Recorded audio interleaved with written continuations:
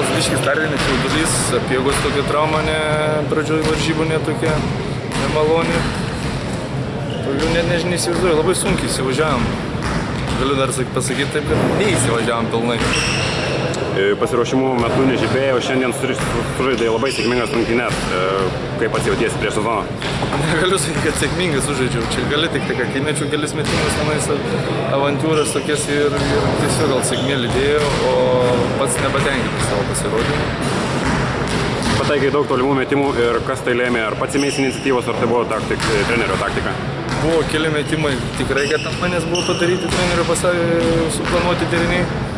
O kiti tai tiesiog Donatas Sabėckis numetė kelis į kampus, Petrulevičius Vagerą numetė ir gavosi atlaisvės ir teko mest. Rytoj rungtynės prieš to buvusią komandą, Šakių Zanavyko komandą ir kaip jautiesi? Nebus kažkas ypatingo?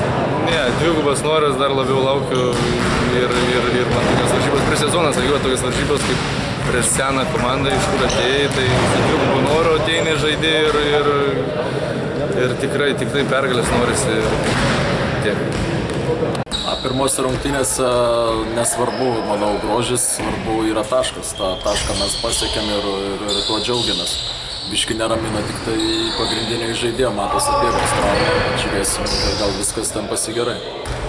Ir kiek numatoma, kiek laiko jis praleis be krepšinio?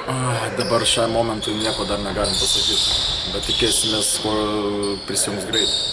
Ką šiose rungtynėse galėtumėte išskirti?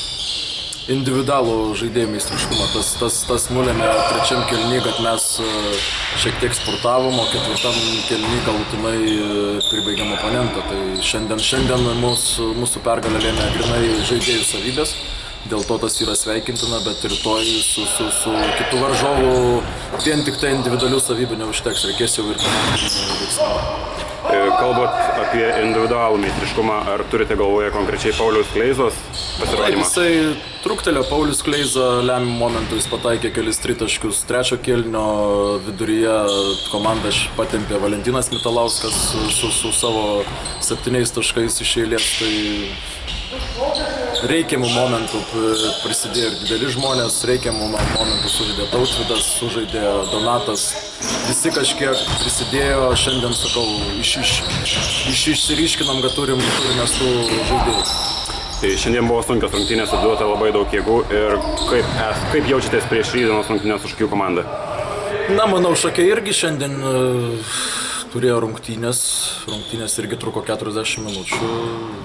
Vyrai jauni atsigaus, rytoj vėl 0-0.